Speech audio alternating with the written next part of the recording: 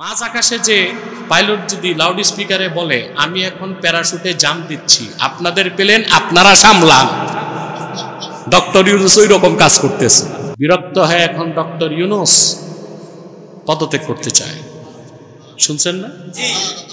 এটা গতকাল ছিল talk of the country. Yunus সাহেব পদত্যাগ করতে চায়। একটা বয়স্ক লোককে দায়িত্ব দেওয়ার আগেই তো বোঝার দরকার ছিল পারবে কিনা। একটা ব্র্যান্ড নিউ গাড়ি, এটা কাঁচা ড্রাইভার চালাইতে পারে, আর 10 বছরের পুরান গাড়ি সিনিয়র ড্রাইভার লাগে। তো একটা যুদ্ধ বিধ্বস্ত বিপর্যস্ত দেশ পরিচালনায় এমন লোককে দেওয়া হয়েছে যিনি জীবনে রাজনীতি করে নাই, এই জন্য উনি আর পারতেছে না। তো অবস্থাটা কি হয়েছে জানেন? এই যে পদত্যাগ করতে চাচ্ছে, এটা আমার অনুভূতি কি বলতে পারেন? ইউনুস সাহেব পদত্যাগ করলে আমার অনুভূতি কি হবে? আরে ভাই, বাস 100 কিলোমিটার গতিতে চলতেছে, আর ড্রাইভার যদি বাস থেকে লম্ফ দিয়া বাইরে চলে আসে, বাসের কি অবস্থা হবে? যাত্রীরা, একটা প্লেন আকাশে টেক অফ করছে, মাঝ আকাশে যে পাইলট যদি লাউড স্পিকারে বলে আমি এখন প্যারাশুটে জাম্প দিচ্ছি, আপনাদের প্লেন আপনারা সামলান, ডক্টর ইউনুস ওই রকম কাজ করতেছে। দেশকে মাঝামাঝি অবস্থায় এনে উনি এখন পদত্যাগের হুমকি দিচ্ছে। না, পদত্যাগ করাই সমাধান নয়, এখনো সময় আছে। আপনার উপদেষ্টা মণ্ডলীতে যেগুলো ভারতের দালাল, মার্কিন দালাল, ইসলামের শত্রু, তাদেরকে ঝেড়ে মুছে সাফ করেন। নতুন উপদেষ্টা মণ্ডলী গঠন করে নীতি নির্ধারণ করুন, যেখানে স্টেক হোল্ডার হিসেবে ইসলামপন্থীরা থাকবে, জাতীয়তাবাদীরা থাকবে, অন্যান্য বিভিন্ন রাজনৈতিক দলের প্রতিনিধিত্বমূলক একটি নতুন উপদেষ্টা পরিষদ গঠন করুন। আশা করা পুরাপুরি সফল না হলেও মোটামুটি সফল হবেন। মাঝ আকাশে প্লেন উড়ায়া পাইলট প্যারাশুট দিয়া নামার যে চেষ্টা, আপনার রাষ্ট্র পরিচালনায় ওই চেষ্টাটা দরকার হবে না, ঠিক না? কারণ কি, কেউ কাউকে সহযোগিতা করতেছে না। এখন বাংলাদেশে এক দলের বিরুদ্ধে, জামাত বিএনপিতে দ্বন্দ্ব, বিএনপি এনসিপিতে দ্বন্দ্ব, 1400 মানুষ কি জীবন দিছে এগুলো দেখতে? কথা বলে সবকিছুর মূলে হচ্ছে রাষ্ট্র পরিচালনায় যাদেরকে আপনারা পাঠান, এদের মধ্যে বিদ্যা, বুদ্ধি, ডিগ্রি, টাকা পয়সা, বিত্ত বৈভব সব আছে, শুধু একটা জিনিস নেই, তাকওয়া নাই, দ্বীনের সমঝ নাই, আল্লাহর ভয় নাই, ইমানদারি নাই, আমানতদারি নাই। প্রত্যেকেই এখন মাথা বিক্রি করা শুরু করছে, মাথা বিক্রি করা শুরু করে দিচ্ছে। তাহলে ব্যক্তি জীবন, সমাজ জীবন, রাষ্ট্র জীবনের সফলতার জন্য মূল পাথেয় হচ্ছে কি বলুন তো? এই তো বুঝে গেছে। সুবহানাল্লাহ। আল্লাহ তাআলা কোরআন কারীমে বলেন, ওয়াতাযাওয়াদু ফাইন্না খায়রাজ যাদিত তাকওয়া। আরবিতে তাযাওউদ বলা হয় ইত্তেখাজু জাত, জাত তৈরি করাকে। জাত কাকে বলে? আম্মা জাত ফাহুয়া তাআমুল্লাযী ইস্তাসহিবুহুল মুসাফির। মুসাফির যখন ঘর থেকে বের হয়, সাথে যে জীবন বাঁচানোর জন্য প্রয়োজনীয় খাদ্য সামগ্রী রাখে, ওইটাকে বলা হয় জাত। কথা বলেন, কি বলা হয়? জাত। আল্লাহ হুকুমটা করছেন মূলত হাজিদেরকে। কাদেরকে? যারা হাজি, আল্লাহ তাদেরকে বলেছেন তোমরা যারা হজ করতে চাও পাথেয় তৈরি করো।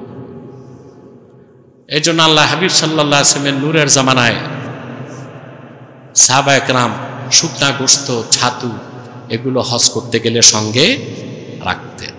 হুকুমটা হাজিদের জন্য খাস, বাকি সবার জন্য আম। আমরা প্রতিটা মানুষই মুসাফির। আমরা কি? একটা সময় আপনি কিন্তু এই পৃথিবীতে ছিলেন না, আপনার কোনো এক্সিস্টেন্স, অস্তিত্ব ছিল, তবে আপনার রুহুটা ছিল আত্মার জগতে, ঠিক না?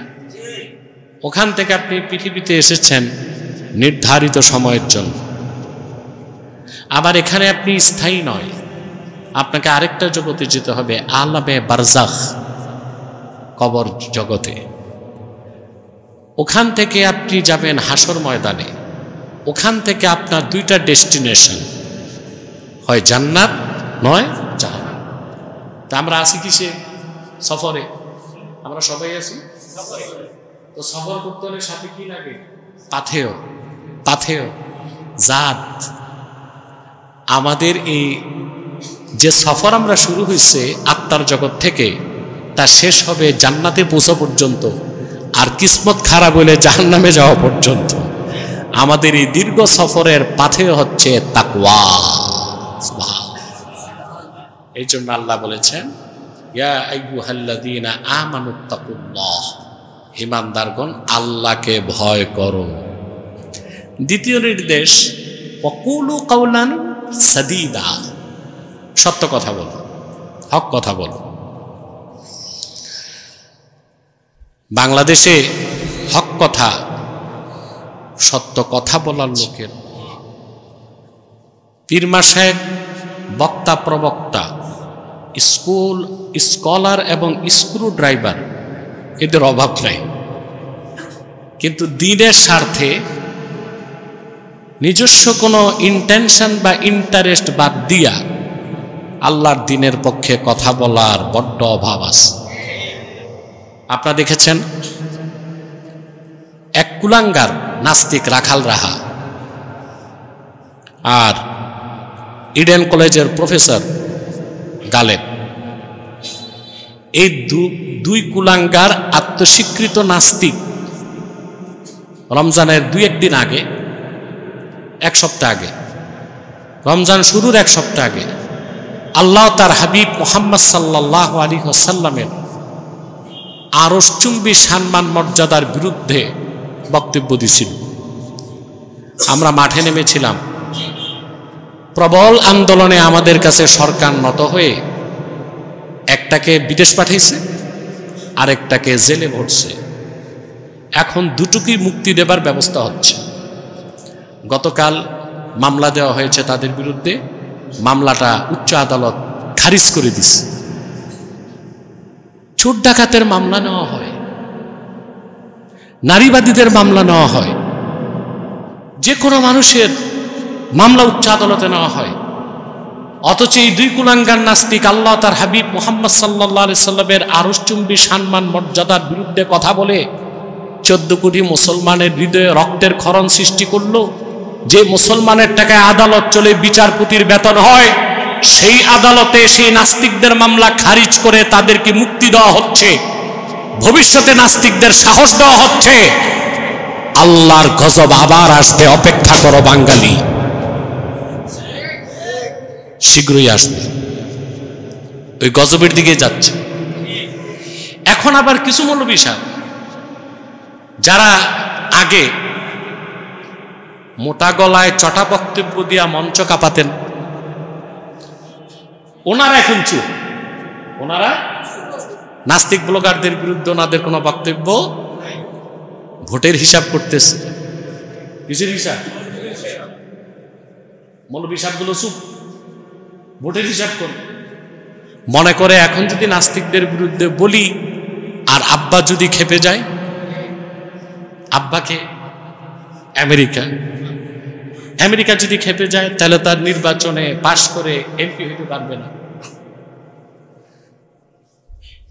আল্লাহ তার হাবিব মুহাম্মদ সাল্লাল্লাহু আলাইহি ওয়াসাল্লামের পক্ষে, দ্বীন ইসলামের পক্ষে কথা বলা যায় না, যে কারণে সেই কারণটাকে পাশ না কেটে এমপি হওয়া, মন্ত্রী হওয়া আর জাহান্নামের টিকিট কেনার মধ্যে আমার দৃষ্টিতে কোনো পার্থক্য নাই। আছে? অথচ আল্লাহর নির্দেশ, ওয়াকুলু কাওলান সাদীদা, যা সত্য এবং হক তা বলো। সত্যিকার অর্থেই যারা আল্লাহর হাবিব মুহাম্মদ সাল্লাল্লাহু আলাইহি সাল্লামের পেয়ারা উম্মত, আশিক উম্মত, তারা দ্বীনের পক্ষে কথা বলতে, হক কথা বলতে, সত্য কথা বলতে, নিন্দুকের নিন্দা, হিংসুকের হিংসা, অত্যাচারীর অত্যাচারকে পরোয়া করে না।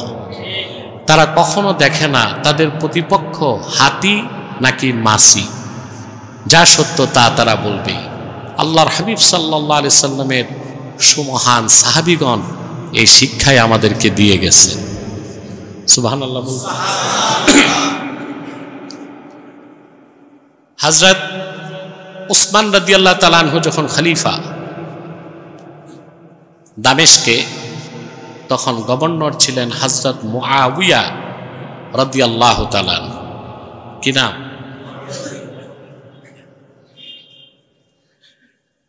কোরআন কারীমের একটা আয়াতের ব্যাখ্যা করতে যে মুআবিয়া রাদিয়াল্লাহু তাআলা আনহু আর রাসূলুল্লাহ সাল্লাল্লাহু আলাইহি সাল্লামের জলিলুল কদর সাহাবী আবু যর গিফারি রাদিয়াল্লাহু তাআলা আনহুর মধ্যে দ্বন্দ্ব হয়ে গেল। কি হলো? আয়াতটা হচ্ছে আল্লাহ তাআলা বলেছেন, আল্লাযীনা ইয়াকনিজুনা আয-যাহাবা ওয়াল ফিদ্দাতা ওয়া লা ইউনফিকুনাহা ফী সাবিলিল্লাহ ফাবাশশিরহুম বিআযাবিন আলীম।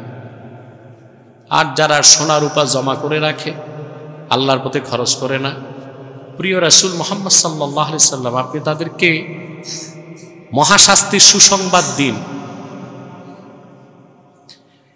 তেয়াতের ব্যাখ্যা করতে যে আমির মুআবিয়া গভর্নর, রাষ্ট্রের কত উচ্চ পদস্থ কর্মকর্তা, তিনি বললেন যে এই আয়াতে আল্লাহ যে শাস্তির কথা বলছেন, যাকাত না দিলে, আল্লাহর পথে খরচ না করলে আল্লাহ যে শাস্তি দিবেন, এটা আহলি কিতাবের ব্যাপারে বলছেন। কাদের ব্যাপারে? হযরত আবু যর গিফারি দাঁড়ায় বললেন, আপনি ভুল তাফসীর করতেছেন। সুবহানাল্লাহ বলুন। আপনি ভুল তাফসীর করতেছেন। নাযালাত ফিনা ওয়া ফীহিম, এই আয়াতের হুকুম আমাদের জন্য প্রযোজ্য, তাদের জন্য প্রযোজ্য। আমরা ইমানদাররাও যদি যাকাত না দেই, আল্লাহর দ্বীনের পথে খরচ না করি, আমাদেরকে শাস্তি পেতে। আবু যর গিফারি রাদিয়াল্লাহু তাআলা আনহু মুআবিয়ার কথা মানলেন না, তো মানলেনই না। তিনি উচ্চ পদস্থ কর্মকর্তা ছিলেন, দায়িত্ব ইস্তফা দিয়ে মদিনাতুল মুনাওয়ারাতে চলে আসলেন। আর মদিনাতুল মুনাওয়ারাতে একটা জায়গা আছে আর রাবাজা,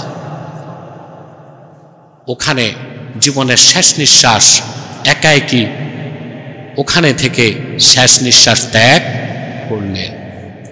তো ওনাকে জিজ্ঞেস করছিলেন ওনার লোকজন, হুজুর, মুআবিয়া প্রতাপশালী শাসক, গভর্নর, ওনার কথাটা মেনে নিলেই তো পারতেন, দ্বন্দ্বে গেলেন কেন?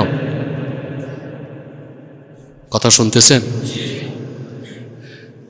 আহা, আবু যর গিফারি রাদিয়াল্লাহু তাআলা আনহু যে উক্তিটা করলেন, এটা ইমাম বুখারী কিতাবুল ইলম সহিহ বুখারীতে উল্লেখ করেছেন, অন্যান্য হাদিসের কিতাবে এসেছে। আমি শোনাই আপনাদেরকে। আবু যর গিফারি বললেন, লাউ ওয়াদাতুমিস সামসামাতা আলা হাযা ওয়া আশারা ইলা কফাহ। ওনার সামনে একটা তরবারি ছিল, সামসামা। আরবিতে তরবারির ভিন্ন ভিন্ন নাম। দুধারী তরবারি, দুই দিক দিয়ে কল্লা কাটা যায়, ওটাকে বলে সামসামা। কি বলে? যুদ্ধের ময়দানে এমনও চলে, এমনও চলে। কথা বুঝেন না? আপনাদের হাতে তার তরবারি দিলে এখন নিজের কল্লা নিজে কাটবেন। আপনারা এক্সপার্ট হচ্ছেন দাবা খেলায়, ক্যারাম খেলায়, হাডুডু খেলায়, ঠিক না? আর এখন মোবাইল অ্যাপসে এই হাকডুম পাকডুম যে খেলাগুলো খেলেন, এগুলোতে চ্যাম্পিয়ন হবেন আপনারা। কিন্তু তরবারির খেলার চেয়ে মজার কোনো খেলাই নেই। দুধারী তরবারি, ওটাকে কি বলে? সামসামা। ওনার সামনে দুধারী তরবারির দিকে বললেন, ওনার অনুসারীদেরকে বললেন, এই দুধারী তরবারিটা যদি তোমরা আমার এখানে রাখো। গর্দান দেখাইছেন। সুম্মা জানানতু আন্নী উনফিজু কালিমাতান সামি'তুহা মিনান নাবিয়্যি সাল্লাল্লাহু আলাইহি ওয়াসাল্লাম লা আনফাসতুহা ক্বাবলা আন তুজিজু আলাইয়া।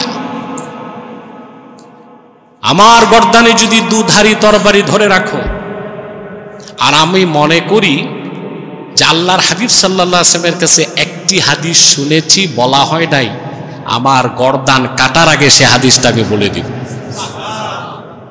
সুবহানাল্লাহ, কিভাবে হক কথা বলতে হয়, চরম প্রতিকূল পরিবেশও কিভাবে সত্যের উপর অটল অবিচল থাকতে হয়, তার প্রমাণ দিয়ে গিয়েছেন আবু যার গিফারি রাদিয়াল্লাহু তাআলা। কথা বুঝতেছেন?